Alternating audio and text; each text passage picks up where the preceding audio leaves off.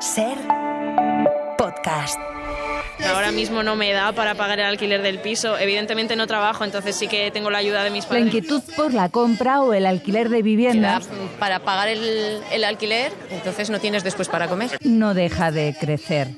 Según el CIS, ya es el principal problema de los españoles, especialmente de los más jóvenes, que están condenados a ser los europeos que se van de casa de sus padres más tarde, con más de 30 años de media. Recurrir a ayuda por parte de la familia de tus padres para poder pagar una entrada o simplemente empezar a plantearte si puedes estar con una hipoteca. Y como alquilar. Crónica 24/7. En muchos casos, en muchas zonas, ya es más caro que pagar una hipoteca, pero los bancos no le dan un préstamo a cualquiera. Mirad, yo soy muy consciente de que hay jóvenes de menos de 35 años, también familias con hijos menores a cargo, de más edad, que tienen dificultad cuando van a un banco para tener la entrada y para poder hipotecarse. Eva Aguado. Hace 2 años el gobierno decidió dar un paso al frente para facilitar las cosas, para abrir la puerta de los bancos a los jóvenes. Vamos a crear una línea de avales para garantizar hasta ese 20% de la hipoteca a nuestros jóvenes menores de 35 años con ingresos anuales inferiores a 37.800 euros y también para las familias con menores a cargo. Eso es lo que vamos a hacer. Hace un año que se pusieron en marcha esos avales que anunciaba Pedro Sánchez para la compra de la primera vivienda. Y en Crónica 24/7 hacemos balance. Episodio 177. Y no nos salen las cuentas. En 12 meses se han financiado solo alrededor de 3.700 operaciones, ni siquiera un 10% de lo que se esperaba. ¿Por qué? ¿Qué falla? ¿Por qué es tan difícil que los bancos le financien la vivienda a los jóvenes españoles?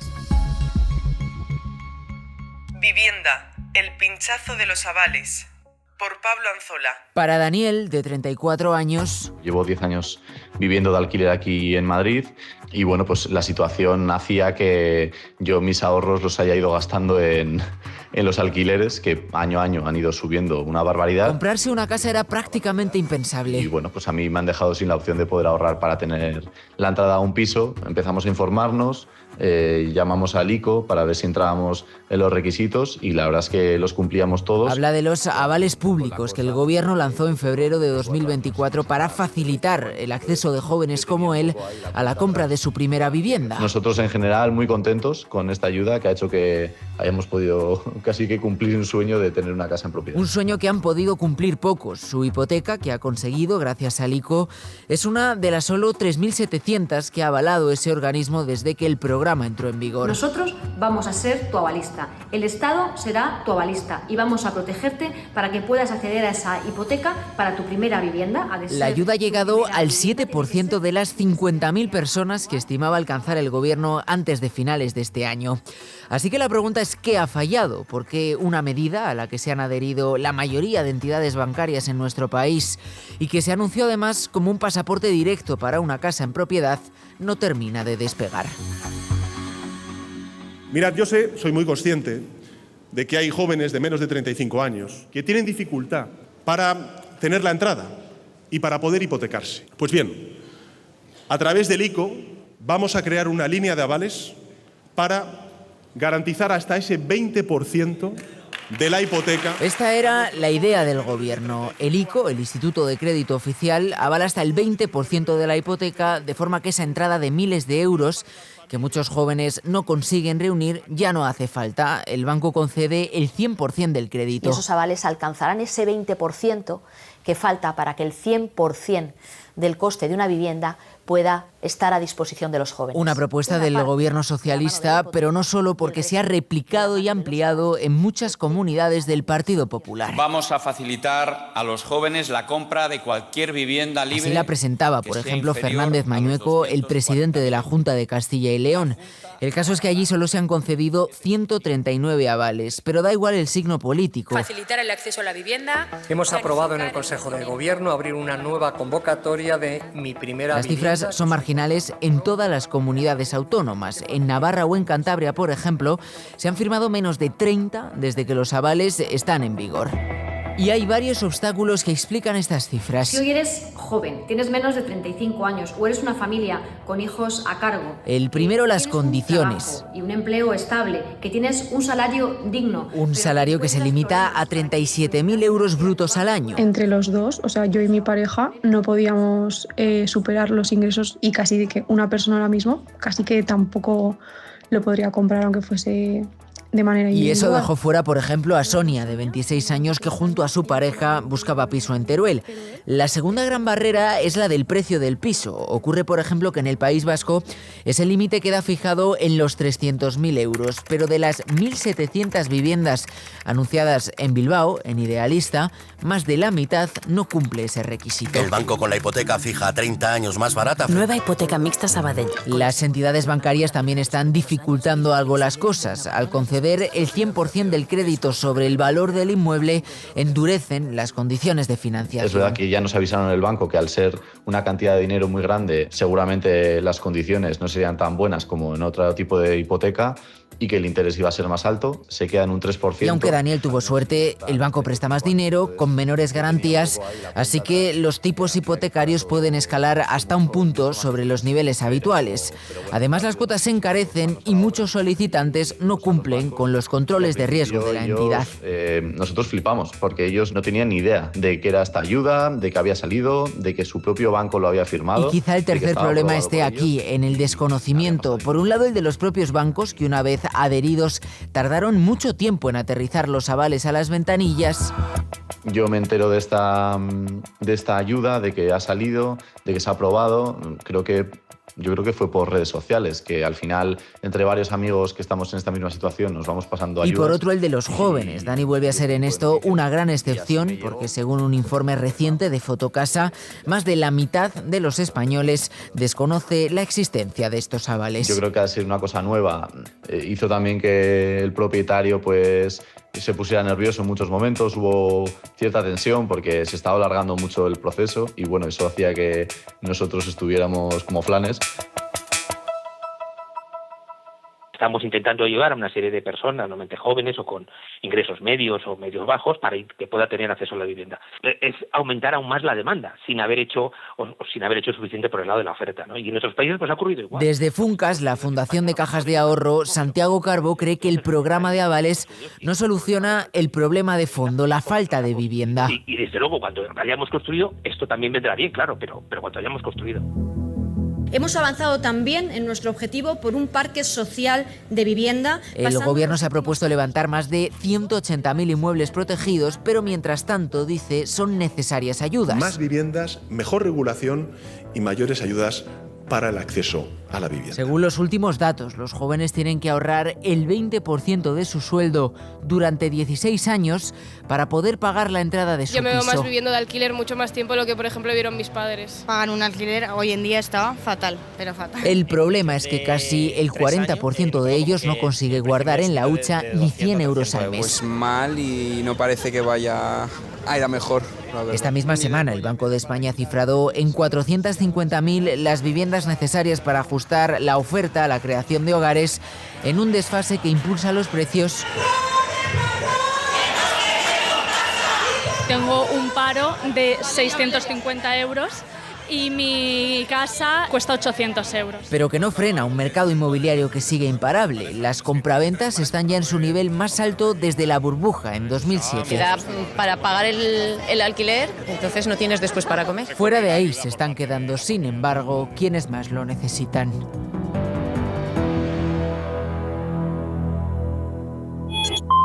Crónica 24/7.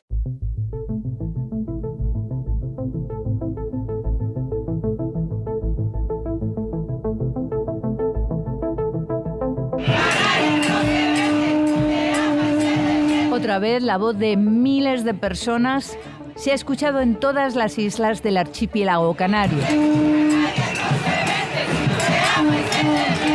Dejaban claro así, con su grito, que Canarias tiene un límite, que hay que poner freno al turismo sin control.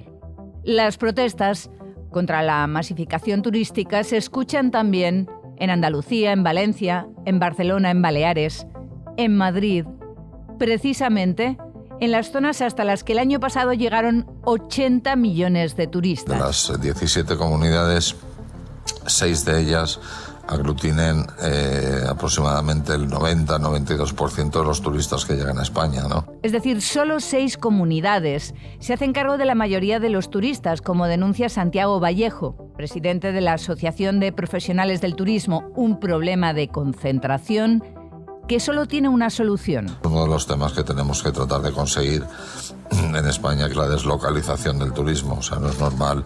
Y de eso va este Crónica 24/7, de qué hacer para que la capitalidad y el sol y playa no sean la única marca España para los turistas.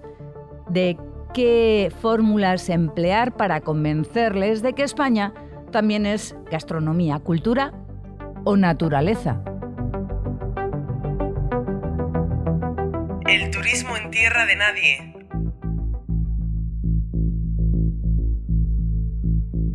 Cataluña, Madrid, Andalucía, la Comunidad Valenciana y las islas se llevan el 90% del pastel turístico en España. Por Javier Díaz. Es decir, de los 94 millones de turistas que visitaron el país el año pasado, ellos se llevaron pues aproximadamente unos 80-82 millones de turistas. Los otros 10 millones se repartieron entre las 11 distintas comunidades. Nos lo cuenta Santiago Vallejo, presidente de la Asociación de Profesionales del Turismo y vicepresidente de la Mesa de Turismo en España. Para ponernos en situación. Esta Semana Santa, Sevilla, por ejemplo, ha tenido unos ingresos por turismo de unos 500 millones de euros. Es lo mismo que toda la comunidad de Castilla y León. Para Vallejo, la deslocalización turística es una de las asignaturas pendientes que tenemos en el turismo en España. Destaca también que las ciudades menos visitadas tienen pues cultura, tienen gastronomía, tienen naturaleza, tienen un montón de cosas. Una de ellas es Zaragoza, donde apuestan por la tradición y la gastronomía. Ha sido la ciudad mejor valorada en turismo gastronómico en España este año y esto, para José Francisco García, gerente de Turismo Zaragoza, es esencial. Tus atractivos tienen que estar siempre complementados con una excelente gastronomía. Si no, la satisfacción del visitante siempre sí, está incompleta. Y es que comer bien y a buen precio ayuda, según García, a que... En Zaragoza, el 99% de las personas que nos visitan recomendarían la visita a un amigo. Pero para recomendar hay que visitar. Y para visitar hay que descubrir. Las redes sociales son el principal método de búsqueda de destino y el Ayuntamiento de Cáceres ha querido saber su posicionamiento en Internet. Nos lo cuenta Ángel Orgaz, su concejal de turismo. Bueno, pues lo que hace el informe es ofrecer una radiografía de cómo funciona Cáceres en las redes sociales a nivel de turismo durante casi un año. Y así conocer sus puntos fuertes y potenciarlos. Nos ha permitido también ver cuáles eran los atractivos turísticos más mencionados en las redes sociales y los eventos más mencionados. Pues, por ejemplo, aquí tenemos eventos como es el Festival Womat, que ha sido el festival con mayor impacto, aunque también habla de otros como el Festival de Teatro. Y también hay otras ciudades, como por ejemplo Gijón, que para potenciar su imagen en las redes sociales tiran de influencers. Estos son los rincones que más nos gustaron de Gijón. 34 creadores de contenido de viajes fueron invitados el año pasado a la ciudad para conocer su gastronomía y sus paisajes. Visitamos Gijón para ir al edificio más grande de España. Y por supuesto, grabarlo para sus redes. Más información en la descripción. De la misma manera que las comunidades, provincias o ciudades menos visitadas están llevando a cabo iniciativas para atraer visitantes, los pequeños pueblos también. Nos toca coger el autobús para llegar a Benjibre, en Albacete. Este pueblo de 750 habitantes ha impulsado una iniciativa para visibilizar la localidad. Presentaron el árbol Juan de Molinera al concurso de Árbol del Año y hasta en la Revuelta se hicieron eco de ello. Tenemos que hacer ganador a nuestro árbol español en la competición europea del Árbol del Año. ¡Vamos, todo el mundo! Ganaron la competición y, según nos cuenta Tonet González, impulsor de la iniciativa, en el pueblo ya se va notando. Era un pueblo que no recibía a nadie por turismo, a 0 personas por turismo, y ahora está recibiendo, pues tú vas al árbol y siempre hay un goteo constante de gente que va a ver el árbol. Ahora el siguiente paso es adaptarse para poder asumir ese turismo y aumento de visitantes. Queríamos, a través de esto, pues que a lo mejor el turismo sí que pudiera dar este tipo de servicios, ¿no? Que empezaran a haber restaurantes o gente que se animara, pues, a hacer iniciativas, pues, más enfocadas al turismo. Con el ayuntamiento se está hablando de la posibilidad de poner una zona de autocaravanas, pues para que un poco que esta llegada de gente, pues también repercuta económicamente en el pueblo. Todas estas iniciativas para intentar descentralizar el turismo de las 6 principales comunidades que ven como año a año, temporada a temporada, cada vez reciben a más turistas. Eso sí, algo que tienen claro estas provincias, ciudades o pueblos es que el turismo tiene que aumentar a la par que la ciudadanía, es decir, un turismo sostenible. Nosotros queremos apostar por el turismo, pero queremos que el crecimiento turístico de la ciudad, siempre decimos, sea sostenido y sea sostenible. En realidad tenemos unos planes de sostenibilidad y de accesibilidad muy potentes que quieren suavizar los impactos negativos que puede tener la actividad turística. Intentando evitar la masificación que cada vez aumenta más. Solo en los últimos 5 años la concentración en las 6 principales comunidades ha aumentado un 10% según datos del Instituto Nacional de Estadística.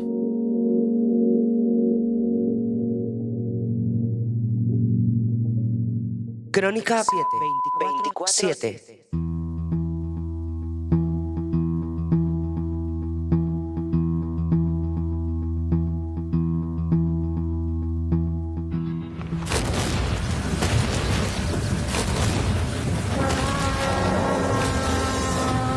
Los mamuts vuelven. ¿Te imaginas que los mamuts de verdad vuelven? Que esos elefantes lanudos con colmillos corvados de más de 4 metros que se extinguieron definitivamente hace 4.000 años regresan a Alaska o a Siberia. Mira, es un dinosaurio. Lo ha logrado. ¿O te imaginas que reviven los Brachiosaurus con sus cuellos de 9 metros?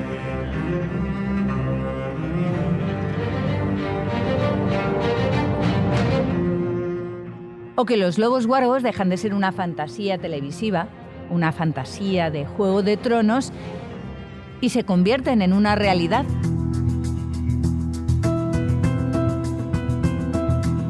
Pues aparentemente, una polémica empresa científica colosal lo ha conseguido. Ha desextinguido a una especie, al lobo terrible, que desapareció hace miles de años. Vamos a hacer una fortuna con este parque. Y de eso va este Crónica 24/7. Hablamos con la empresa que juega a la ingeniería genética y a la clonación para revivir especies. Hablamos también con zoólogos o con especialistas en bioética, entre otros expertos, para preguntarnos si de verdad es posible devolver a la vida a especies desaparecidas y por qué. ¿Qué ganamos? ¿Qué podemos perder en cambio? Juego de clones.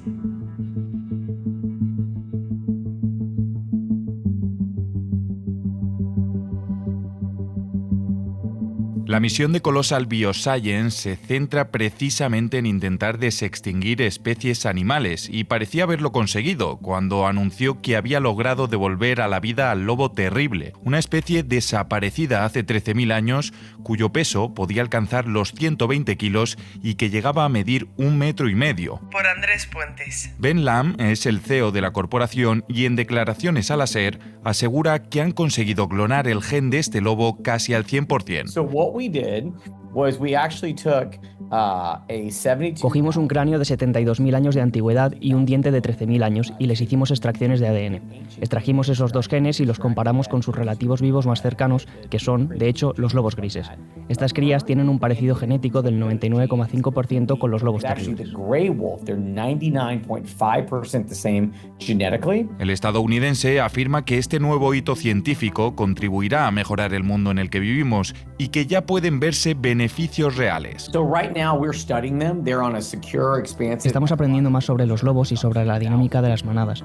Además, estamos aplicando esto a los lobos existentes, como el lobo rojo, que es el lobo más amenazado del mundo. De hecho, se han realizado estudios muy interesantes sobre la reintroducción de lobos, específicamente en Yellowstone y otros lugares del mundo, y los beneficios que aportan al ecosistema al fomentar patrones migratorios de grandes herbívoros de pastoreo. Esto, a su vez, crea más oportunidades para que otras especies desplazadas como los castores construyan presas, lo que a su vez profundiza las aguas y las enfría, lo que permite que diferentes poblaciones de peces crezcan y prosperen allí. Así que existe todo este efecto cascada tropical que encontramos al reintroducir lobos. Es muy claro en los objetivos de la empresa a largo plazo. Nuestro objetivo a largo plazo es recuperar especies y reintroducirlas en la naturaleza. En segundo lugar, queremos desarrollar tecnologías para la conservación. Todas las tecnologías que desarrollamos en el camino hacia la conservación son gratuitas para el mundo, pero la mayoría de gente no habla de esto.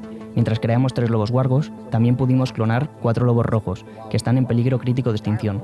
Son los lobos más amenazados del mundo. Por eso, todas las tecnologías que desarrollamos en el camino hacia la desextinción, que tienen una aplicación en la conservación, las ponemos a disposición del mundo. Y aquí está el tercer punto. También nos gusta inspirar a los niños y hablar sobre cómo entusiasmar a la gente con la ciencia, ya que necesitamos cada vez más avances científicos. We also like to inspire kids and talk about getting people excited about science. Algo en lo que no están de acuerdo muchos otros expertos, que además de haber desmentido categóricamente que esto sea una desextinción, han señalado los peligros que podría conllevar realmente traer al lobo terrible a la vida. Vicente Roca es catedrático en zoología por la Universidad de Valencia. Efectivamente, si traemos un superdepredador, porque eso es un superdepredador para ecosistemas actuales, el desastre para sus presas sería tremendo. Roca aboga por dedicar los recursos de los que disponemos a conservar lo que ya hay. Cuando el humano pisa el pie, la verdad es que para el resto de especies la cosa tiembla un poco. Entonces, bueno, pues ya que los hemos extinguido, ya sabemos que lo que tenemos que hacer es extinguir lo que ya hay. Entonces, mi opinión, desde luego, es el plato de la balanza. Vamos a cuidar lo que tenemos y lo otro, pues mira, es más marketing que otra cosa. En este sentido, también se posiciona el especialista en bioética por la Universidad de Navarra, Antonio Pardo, que no cree en los beneficios que citaba Lam en referencia a los ecosistemas. En cuanto tienes muchas interacciones mezcladas, el conjunto se vuelve ingobernable e incomprensible, es decir, ahí pasan cosas y punto. Entonces, claro, pretender recrear un ecosistema cuando no sabemos siquiera cómo funcionan los ecosistemas en los que estamos, pues dices, pues eso es pura fantasía, o por lo menos pretender que científicamente, es decir, analizando interacciones particulares, puedo yo averiguar la dinámica del conjunto y de esa manera pues yo puedo controlar el conjunto. Eso es falso. También desde el punto de vista ético, para muchos, este proyecto científico no reúne los requisitos necesarios para llevarse a cabo. Ece Páez es doctor en filosofía moral y miembro del Comité Ético Animal de la Universidad Pompeu Fabra de Barcelona. Para juzgar éticamente todo esto, aun si la intervención es inocua, tenemos que comprobar en qué medida se ha dañado a otros animales en el pasado para refinar todas estas intervenciones. Desde algunas posiciones éticas, incluso sin hacer discriminación de especie, podrían decirse que si el beneficio es muy grande, podría justificarse el daño que se ha hecho a estos animales. Lo que pasa es que aquí, como has señalado al principio, no resulta claro cuál es el beneficio. Aunque también hay quien se posiciona a favor o ve puntos positivos en estos proyectos científicos. Emilio Mármol es investigador en paleogenómica por el Global Institute de la Universidad de Copenhague. Yo personalmente creo que es interesante que esta iniciativa exista Quizás no es tan interesante el tratamiento mediático que está teniendo, aunque es obvio que esta empresa pues está interesada en que su trabajo se conozca, ¿no? Pero a nivel puramente científico yo creo que es interesante que exista, yo creo que es beneficiosa en cierto modo para el conocimiento científico de la biología de los animales extintos y para un mayor avance en ciertas técnicas. Por el momento, la desextinción como tal es hoy una utopía, pero Colossal Bioscience seguirá tratando de volver a la vida especies como el mamut lanudo, el tigre de Tasmania o el dodo.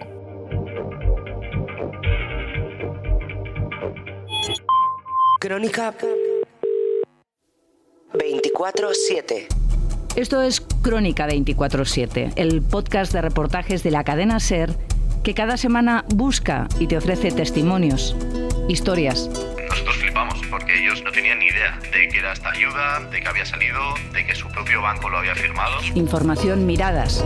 Esta Semana Santa, Sevilla, por ejemplo, ha tenido unos ingresos por turismo de unos 500 millones de euros. Es lo mismo que toda la comunidad de Castilla y León. Crónica 24/7 es una producción de SER Podcast. En cuanto tienes muchas interacciones mezcladas, el conjunto se vuelve ingobernable e incomprensible. Es decir, ahí pasan cosas y punto. Dirección: Eva Aguado. Está en todas las plataformas.